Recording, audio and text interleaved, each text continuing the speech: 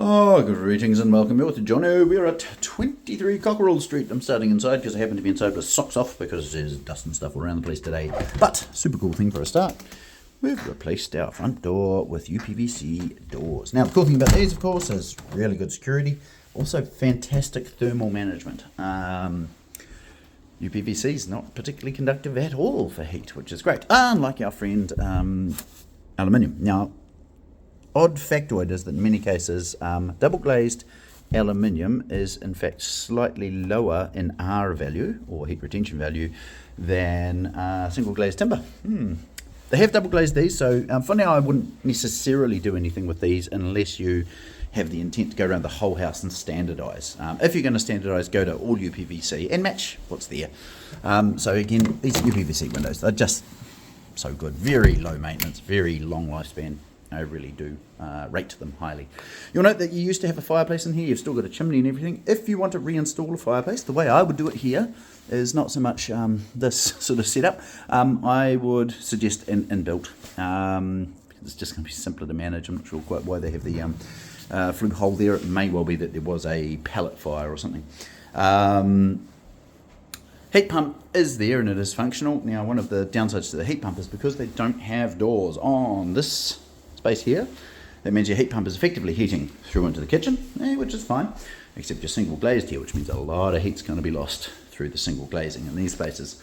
And then of course you also don't have a door down in here, which means your heat runs all the way through. It's not a particularly effective location for heating the whole house, but it's better than nothing. I would suggest consider putting some doors back on there, or perhaps even a curtain, which would allow a lot of the heat to stay here and then be focused down more towards the living areas. Not a have to, just a good idea. Right, this is a timber lining material here which has been painted over, a very common old school sort of setup. Kitchen itself, simple, there's not much to say about it really. So do consider retrofitting double glazing into all the windows you've got up in here. Hot water system, 2008 is before the requirement for seismic restraint because it's before the Christchurch earthquake. So if you want to be really clever, you can retrofit seismic restraint into there. You'll notice that this one has a booster pump down below. Maybe consider replacing that with a valved system. The valving systems just provide better, more even pressure. Really quite an interesting setup here. These are in fact bed slats. Not sure why they did that, but if it works, it ain't silly. Okay, into our bathroom. Major comment in here is you'll notice this window here has a safety glass logo. This window here, oddly enough, does not. So it may well be that that one got broken and replaced with something that wasn't safety glass. Now, the only problem with that is you've got a shower head here. As you have in your shower, if you slip, you put your arm through the window, you have a bad afternoon. There was no requirement to retrofit safety glass into spaces, but you can make the argument that they should have done it when they put the shower over top. You'll see it's not a stupendously tidy job in and through here. Like, it's a little bit rough in places, but it is functional. Basically what's going to come in time is put some silicone down your joints down there. You may wish to consider siliconing the entire perimeter of the bath as well. And that's going to reduce the, increase the lifespan. There we go, that's a better way of putting it. Okay, into our toilet space. Yes, obviously the door through here was added later, and you'll probably find there used to be a door right there. They're allowed to open this up because this wall is not load bearing, and blocking off a door you're actually allowed to do. So I'm not particularly perturbed by that change. If we go to bedroom 1, UPVC, which is great, and still single glazed. It's sort of a contradiction in terms. And it may be that they were doing it piece by piece as they could afford, but there is a huge benefit to completing the entire setup, certainly in one level, in the upper level. So single glazed here, and I believe we're double glazed here. It's just unusual to see that. Also reasonably unusual to have the door through, but again, a non-load bearing wall, they're allowed to put a door in here, no problem. You do have smoke alarms present. They are old non-linked ones. I always recommend linked smoke alarms. Why? Because if one starts in the laundry down below, you can hear it. Now, I understand that there is an electrician coming to have a look at this here. The things that I see that are a little bit dubious are we don't have a huge amount of breakers, and we also have an accessible couple of bits of wiring there, so it's just a little bit dubious. It is upgraded stuff that's in there though, it's not old school TRS or fuses, so this makes me happy. Now, in our roof space, note the spider webs. You'll also note that a lot of the tiles look a bit damp, and part of the reason for that is the lichen and moss that's built up on top has eroded the surface of the concrete tiles, which then allows them to become a little bit permeable. If you want to deal with that, the smart money is on treating the lichen and moss outside and then getting a coating on the tiles. If you do that, you'll probably get another 50 years out of them, no problem. If you don't, you'll probably still get another 20 years out of them, but you can expect the humidity in the space to be higher, which means the warmth is lower, which means you have to spend more on your heat pump to heat effectively your roof space. Now, we do have insulation up here. It's reasonably messy. So in the ideal world, insulation is like a well-made bed. It's tidy and even and consistent. Now, I am cognizant that little panel over there may be asbestos containing. I don't know if it is or not isn't. What I'd probably do with it is stick it in a bag while I was wearing a mask and everything else, and try not to break it or release dust. Double bag it and then put it with the other stuff that's going to eventually go. Borer. Ongoing borer treatment is expected and standard practice for a house like this. Now, some people think that the old dusty insulation like this is asbestos containing. Generally it's not. It's generally just what do you call it?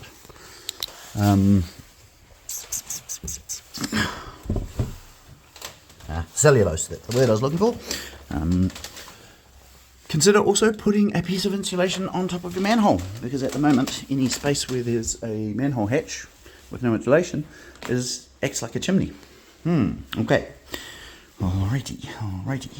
Now, we'll go downstairs. First point, you'll note a photo of this. Let's just say tighten up the handrail a little bit. Stairs themselves, you'll see that you've got a reasonable amount of borer action on the top there. As I said, borer will be ongoing. It's true for every house of this vintage.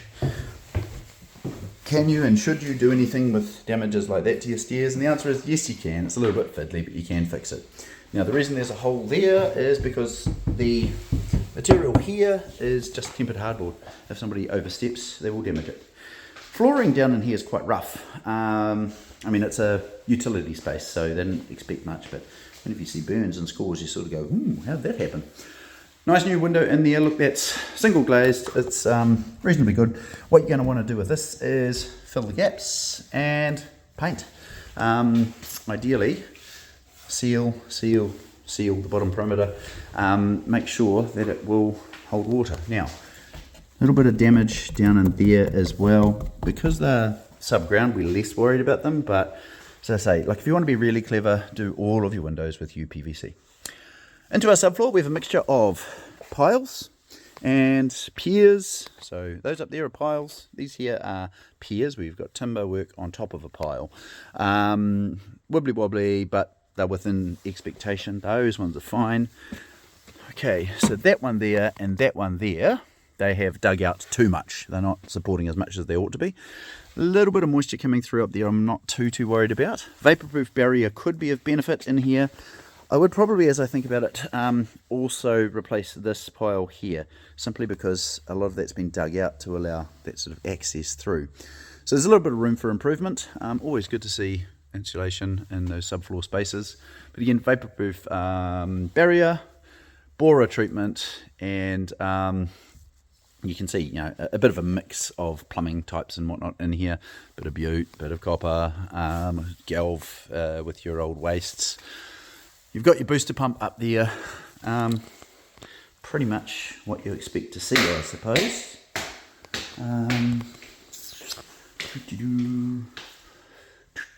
Right.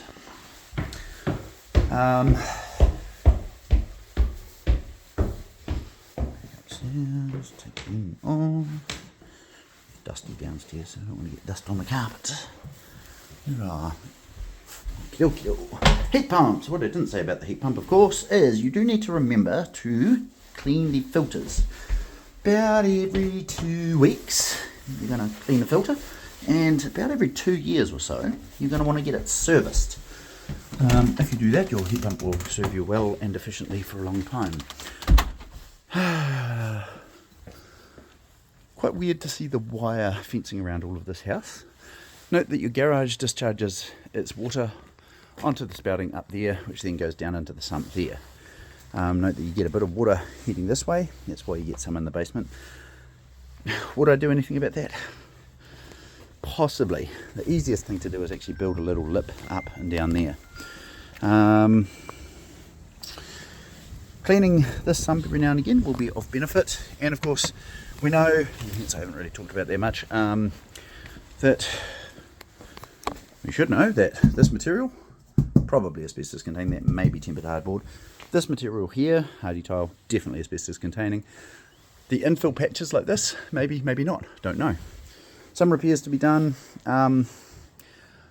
In the long haul, if I was here for a long time, I would look at replacing all of that cladding, possibly even bricking. It's a little bit more complicated to brick this house, but it is doable. Landscaping. If you go to town on your landscaping, you can probably improve the flow of this house reasonably significantly. But it's not a have to. It's functional. You can get around the place even when it's been raining heavily, as it has this morning. Okay, so this retaining wall down here, bit of tip on that, but probably 10 degrees, maybe even 15. Not too worried about it, because if that fails, the house still has adequate 2 ground support. I'm not quite sure why they have a big tank over there, whether it was a fish pond or a baptismal or something, I have no idea. Copper spouting up high, pretty normal for the era.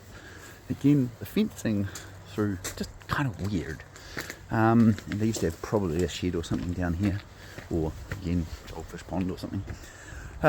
Retaining up there, fencing nice and new. Got a little bit of a letdown then to go to that, but it's okay. I talked about the lichen and moss and stuff on the roof and point work. When we talk about point work and cracks, let me show you the cracks just up in there.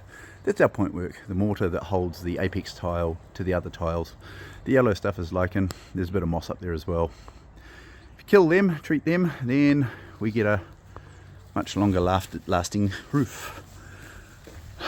Power in is neutral screen, which is cool. And quite a good elevation on our garage actually, but you are getting water in. You can see that down there, down and through. How do we deal with that? Clean the drain that's out there. You'll also notice that this is a much newer door than this one, so that's no biggie, it's fine. Reasonably new door opener, Merlin, good brand, nothing negative to say really.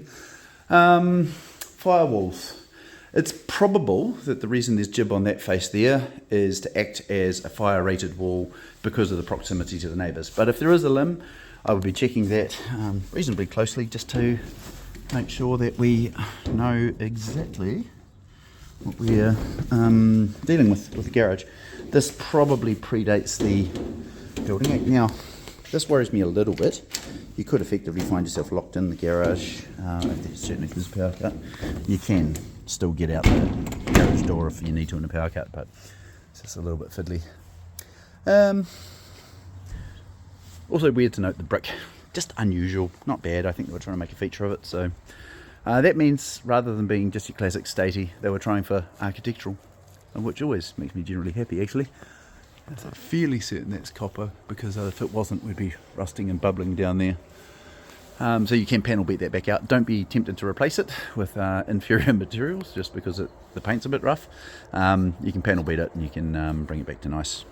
You can even buff it and polish it if you're desperately keen, but then someone will steal it. Pretty good house. I'm pretty happy with it.